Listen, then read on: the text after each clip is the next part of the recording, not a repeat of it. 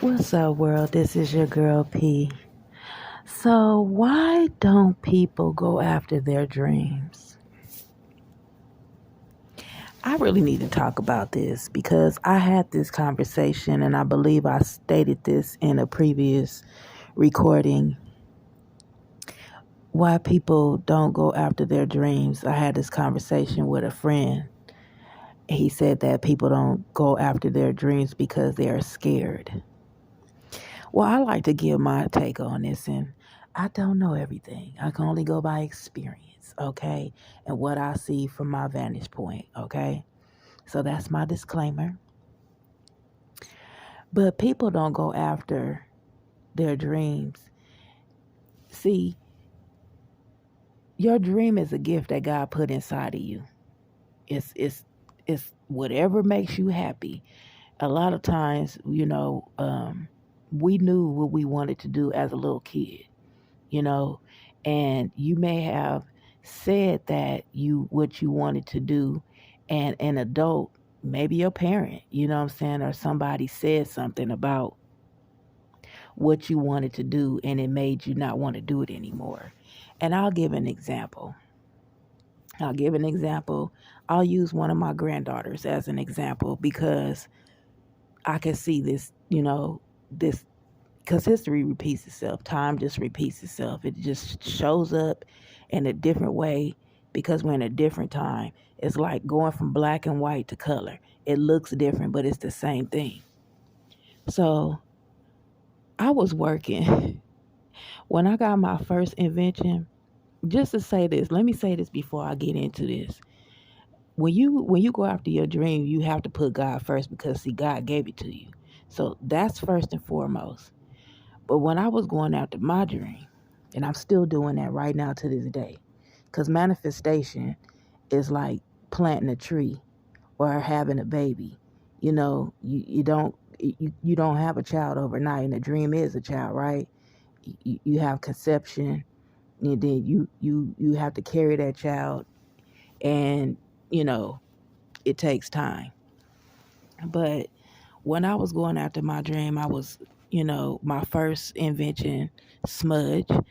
Um, I was working overtime, a lot of overtime, so I could pay for my utility patent. I have a patent attorney. I don't do these things by myself because I want my stuff to be done the right way.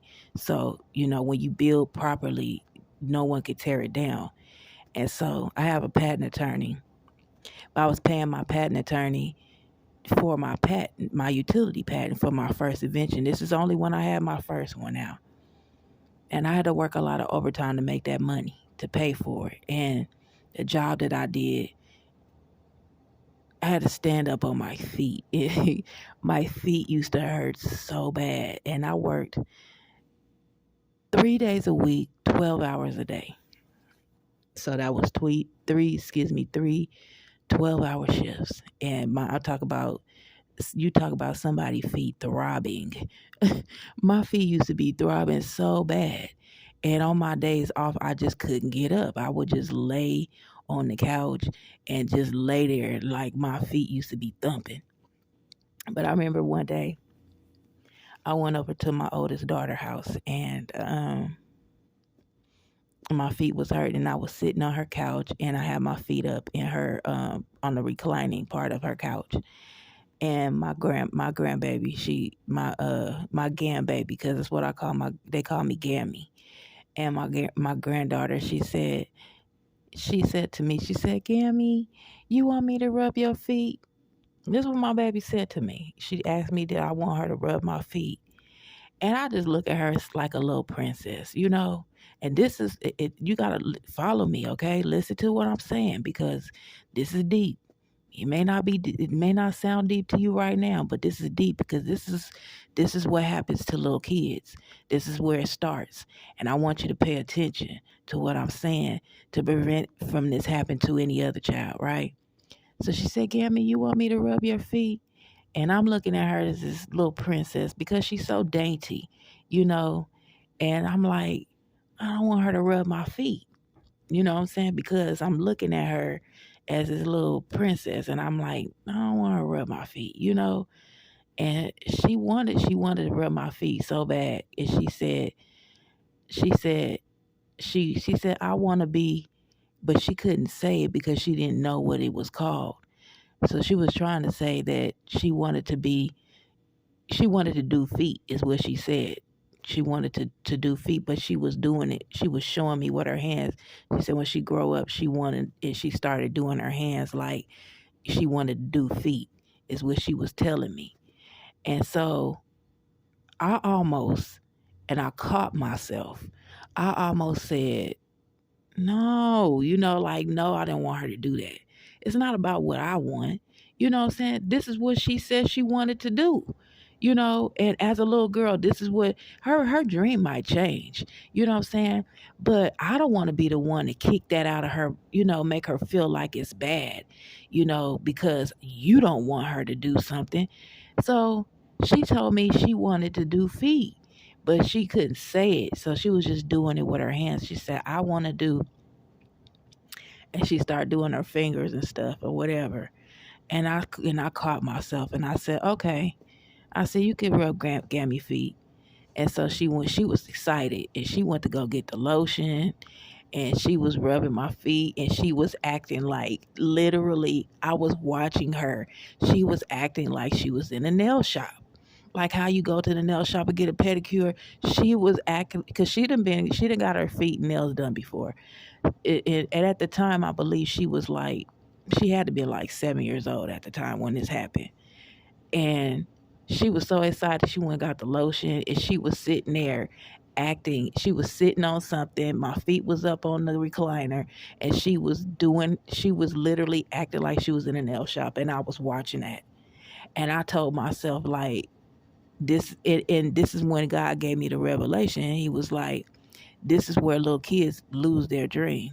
It's when they say something that, as a parent or a grandparent or aunt or uncle or whoever, they say something about what they really want to do, because that's what they really want to do. And you don't like it. And so you'll say something about it and it robs them of their dream. And so I got, like, I don't know, my spirit catches stuff real, real fast. So I was like, let me not say that and let me just let her do it. My feet was hurting too, but I didn't want her to rub my feet. I don't know. It's not like my feet was dirty. I just didn't want her to rub my feet because she's my little princess. That's how I was looking at it. But I let her do it. And she was excited about it. She really wanted to do it and I let her do it. And then when she got done, I gave her $5. You know. I gave her $5 for rubbing my feet and she was really happy, you know. And this is why I say why, people don't. Then this is I made a point with that. You know what I'm saying? It's like I don't like going far back into, you know, if I go back in time.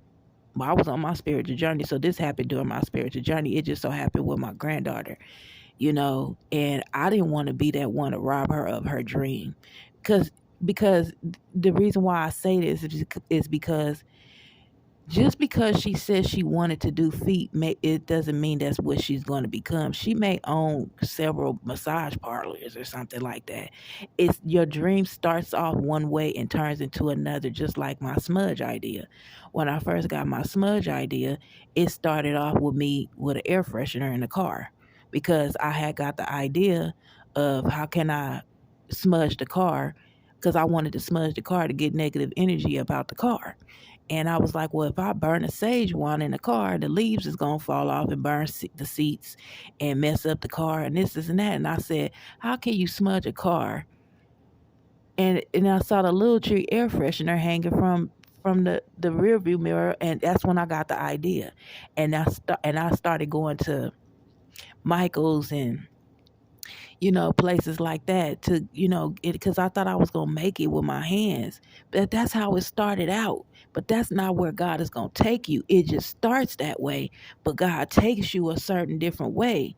And people get scared to go after their dreams because they're scared of what people going to think about it. But when you get your dream as a child, you don't care about what people think about it. The only reason why you start caring about what people think about it is because somebody said something about what you felt like you wanted to do. But it starts off one way and God turns it another way. That's why you got to keep going. You know what I'm saying? And the reason why I bring this up is when, like I said, when I had that conversation with my friend, and he was like, well, I know a lot of people don't go after their dreams because they're scared. And it's like, but what are we scared of? We're only scared of being ridiculed.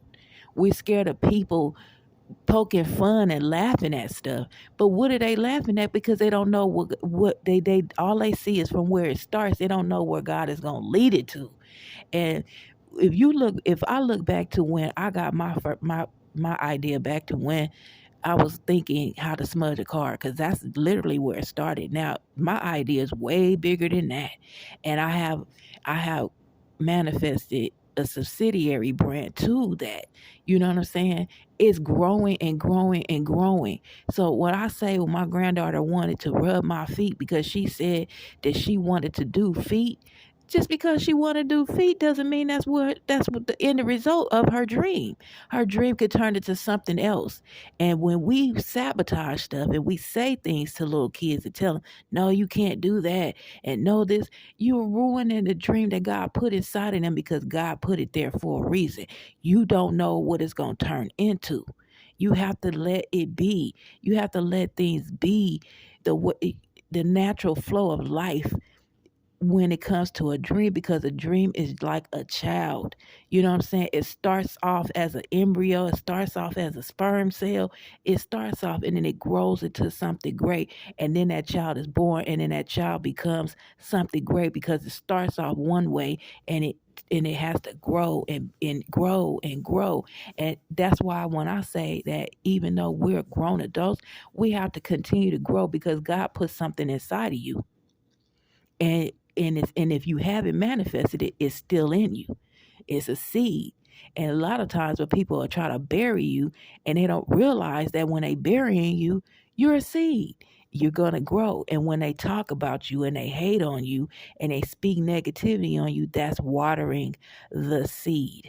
Eventually you're gonna bust through the cracks and come up through the ground, and you're gonna grow into this jolly green giant of whoever God created you to be, because you never gave up on yourself and you never gave up on your dream. But that's just my take on it. And I hope that you understand that and this message serves you well. And I holla though. One love. Peace.